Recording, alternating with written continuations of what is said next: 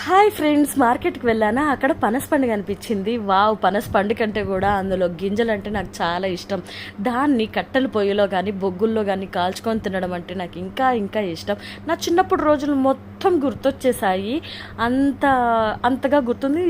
ఇప్పుడైతే గ్యాస్ స్టవ్లు అవన్నీ బాగా ఎక్కువైపోయింది, కానీ నా చిన్నప్పుడు కట్టెలు పొయ్యి, తర్వాత కిరసనాయిల్ స్టవ్, తర్వాతనే గ్యాస్ స్టవ్. అదే నాకు బాగా గుర్తుంది. సో ఆల్మోస్ట్ 13 ఇయర్స్ అవుతుందండి నేను ఇలా కట్టెల పొయ్యిలో ఈ పనస గింజలు కాల్చుకొని తిని. నాకు చాలా అంటే చాలా హ్యాపీనెస్ వచ్చేసింది.